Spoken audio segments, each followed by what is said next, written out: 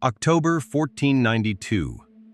Christopher Columbus wasn't looking for a new world. He was looking for a shortcut to the old one.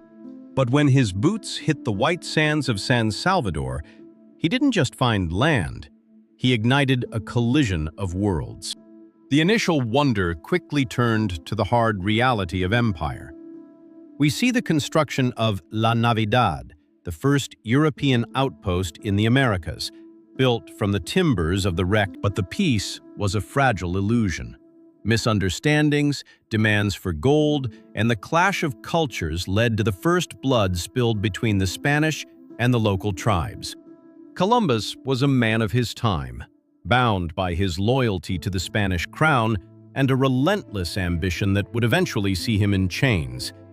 Yet his arrival pulled the curtain back on a hemisphere the world never knew existed. Spain opened the door, but the rest of Europe rushed through. The French moved into the heart of the continent. The English, however, were looking for something different: roots. While the Spanish sought gold, a different breed of pioneer was emerging in England. These weren't just explorers, they were fugitives. Men and women living under the shadow of tyrannical kings who demanded their conscience, seized their means of defense, and drained their pockets with onerous taxes. They didn't want to conquer an empire, they wanted to. They came in waves, the misfits of Europe. The Puritans, seeking a city on a hill. The Quakers, seeking peace. The Amish and Mormons, seeking the right to be left alone. Germans, French Huguenots, and rogues of every stripe. They formed 13 distinct colonies, bonded not by a king, but by a shared necessity for survival and a growing hunger for. By the 1770s, taxation without representation wasn't just a financial grievance, it was a spark in a powder keg of liberty. In 1776, the world heard a shot heard round the world. This wasn't just a war over land, it was a war over an idea.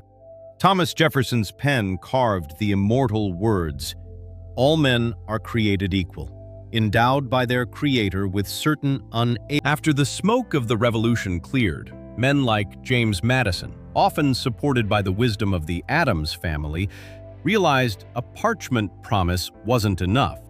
They added the Bill of Rights, a shield for the citizen against the state. It codified freedom of speech, the right to bear arms, and the sanctity of the home.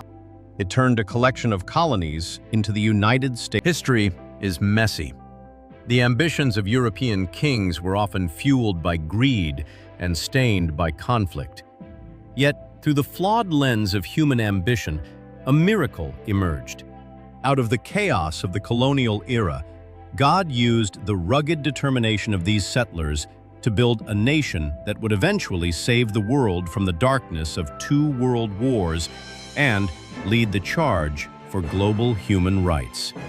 The United States isn't a perfect union. It is a constant aspiration. It is a country where the son of a refugee and the descendant of a pioneer both stand under the same banner of life, liberty, and the pursuit of happiness. From Columbus's first step to the stars of the modern flag, God save America.